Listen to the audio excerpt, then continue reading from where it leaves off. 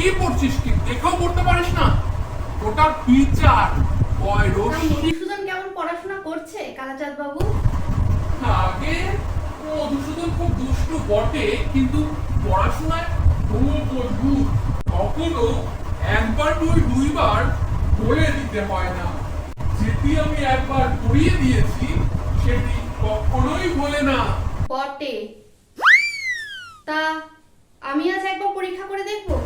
তা দেখুন না।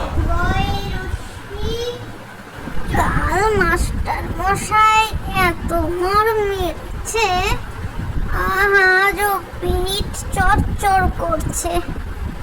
আজ বুঝাবো মজা, আজ একে তাড়াবো। কেমন রে মধু, পুরনো পড়া সব মনে আছে তো? মাস্টার মশাই যা বলে দিয়েছে সব মনে আছে। আচ্ছা আচ্ছা, তাহলে বল তো উদ্ভিদ কাকে বলে? যা মাটি ফুঁড়ে ওঠে। একটা উদাহরণ দে। কেঁচো। কি বললি? রসুন মশাই, এখন কিছু বলবেন না। তুমি তো পদ্মপাঠ পড়েছো। আচ্ছা, কাননে কি ফোটে বলো দেখি? কাঁটা। দাঁড়ানো তো। কি মশাই মারছেন কেন? আমি কি মিথ্যে কথা বলেছি? আচ্ছা আচ্ছা, সিরাজ উদ্দৌলাকে কে কেটেছে? ইতিহাস কি বলে? পোকায়। নিজে নিজে মার খেয়ে মরে যাচ্ছি। সমস্ত ইতিহাসকে পোকায় কেটেছে। এই দেখুন। ব্যাকরণ মনে আছে? আছে। কর্তা কি?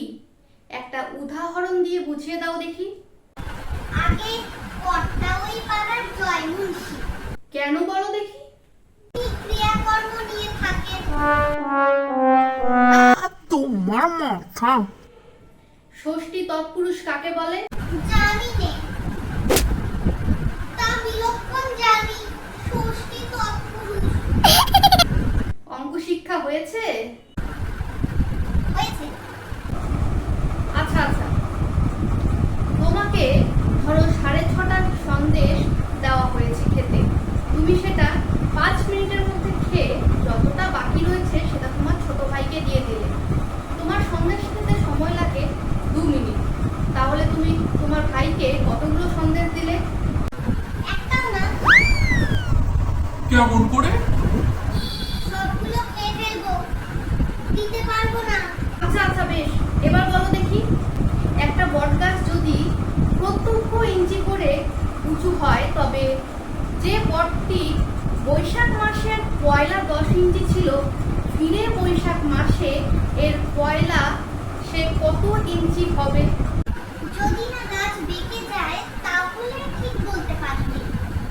যদি বরাবর সিধে ওঠে তাহলে মেপে দেখলেই ঠাকুর হবে। আর যদি ইতিমধ্যে শুকিয়ে যায় তাহলে তো কথাই। বলি মার না খেলে তোমার বুদ্ধি খোলে না, না লক্ষ্মী ছাড়া। মারের চোটে সিধে জিনিস এসব বেঁকে যায়। পিট পিট লাল করবো, তবে তুমি ফিরে হবে। কালাচাঁদ বাবু, এটা আপনার ভ্রম। মারপিট করে খুব অল্প কাজই হয়। কথায় আছে না, গাধাকে পেটালে ঘোড়া হয় না, কিন্তু অনেক সময় ঘোড়াকে পিটালে গাধা হয়ে যায়। অধিকাংশ ছেলেই শিখতে পারে, কিন্তু অধিকাংশ শিক্ষক শেখাতে পারে না। আপনি আপনার বেদ নিয়ে প্রস্থান করুন, দিন কতক মধুসূদনের পিঠ জড়ুক, তারপর আমি ওকে পড়াবো। বাচ্চা গেল মশাই। এ ছেলেকে পড়ানো মজুরের কর্ম। কেবলমাত্র ম্যানুয়াল লেবার। 30 দিনে একটা ছেলেকে কুপিয়ে আমি মাত্র 5 টাকা পাই। সেই মেহনতে মাটি কোপাতে পারলে 10 টাকা পাবো।